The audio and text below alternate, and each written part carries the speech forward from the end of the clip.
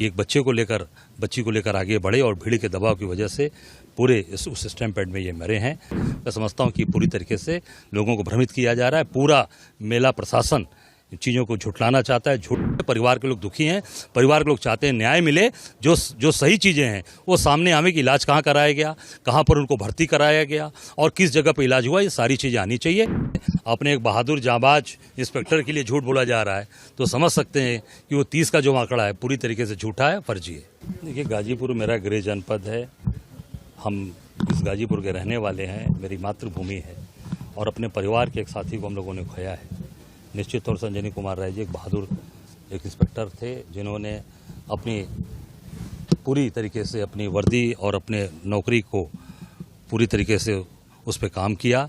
बाकी लोग मैदान छोड़कर भाग गए, पर ये जैसा इनको परिवार के लोगों ने बताया कि एक बच्ची को लेकर आगे बढ़े और भीड़ के दबाव की वजह से पूरे उस स्टैम्पेड में ये मरे हैं। ये निश्चित तौर से इसको सरकार छिपा रही है, इसको झूठी बात बोल रही है।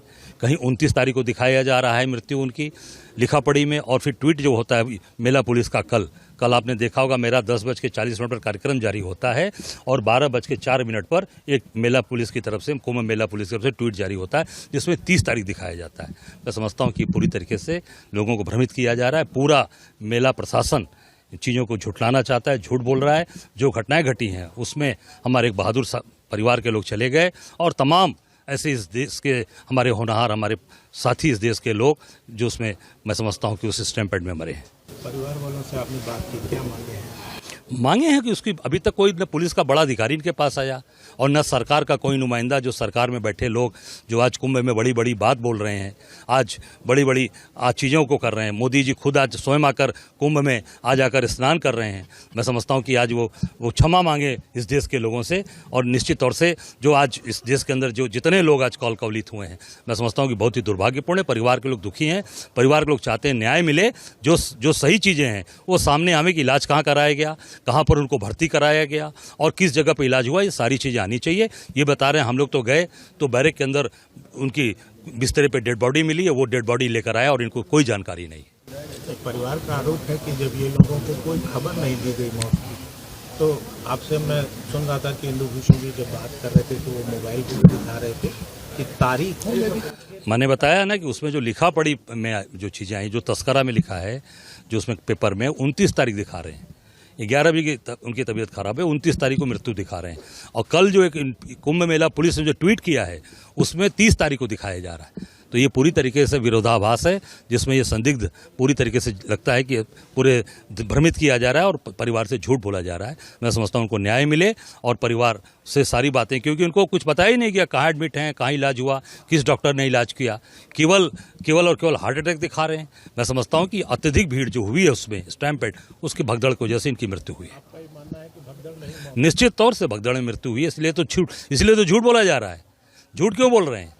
जो बार बार झूठ बोला जा रहा है, जो आज भ्रमित किया जा रहा है, उसका मूल कारण यही है कि भगदड़ में मृत्यु हुई है, इसलिए उसको झूठ बोल के इसको छिपाने का प्रयास किया जा रहा है। बड़ा आरोप लगा रहे हैं आपकी, पुलिस विभाग अपने ही अधिकारी की मौत की झूठ बोल रहा है। अरे आप देख सकते हैं, ये सरकार के दबाव में सारी चीज़ें चल रही हैं। आप देख सकते हैं, लिखा पढ़ी में 29 तारीख है, ट्वीट में 30 तारीख है, तो पुलिस विभाग का ही तो लिखा पढ़ी है।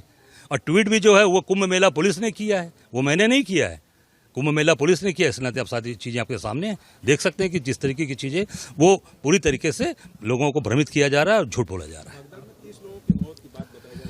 पूरी तरीके से जब अपने एक बहादुर जांबाज इंस्पेक्टर के लिए झूठ बोला जा रहा है तो समझ सकते हैं कि वो 30 का जो आंकड़ा है पूरी तरीके से झूठा है, फर्जी है। आप लोगों को क्या लगता है, क्या सूचना है, कितनी मौतें? मेरी जानकारी में जो मीडिया में आ रहा है कि एक नहीं 3 बार भगदड़ हुई। मेरी जानकारी में 3 जगह भगदड़ हुई है। एक संगम पे हुई है, एक झूसी में हुई है, 3 जगह भगदड़ हुई है, 3 जगह हुई है। और निश्चित तौर से लोगों को केवल भ्रमित किया जा रहा है और हजारों की संख्या है। अभी आप देखिए, लोग अपनी डेड बॉडी लेने के लिए परेशान है वहाँ पर पोस्टमार्टम हाउस के बाहर, और वहाँ पर आप ही के एक साथी को किस तरीके से पूरी तरीके से प्रशासन के लोग और मेडिकल के लोग उनको बेइज्जत कर रहे हैं। सर, एक छोटा सा प्रैक्टिकल से, आज प्रधानमंत्री जी आए हुए हैं, संगम स्नान करने हैं, दिल्ली में चुनाव, इस पर क्या नहीं? अब वो देखिए, चुनाव वाले दिन कोई ना कोई एक इवेंट होना चाहिए। तो चुनाव का आज का दिन है, वोट पड़ रहे हैं, तो आज एक इवेंट है कि प्रयागराज में चल के महाकुंभ है, एक संदेश कि भाई वहाँ से दिल्ली को और मिल्कीपुर को मैसेज देंगे कि भाई देखिए हम कितने बड़े धार्मिक हैं, और पूरी डुबकी भी नहीं लगा पाए। आप देखेंगे कुंभ में, आप डुबकी देखेंगे तो आधी डुबकी लगी है।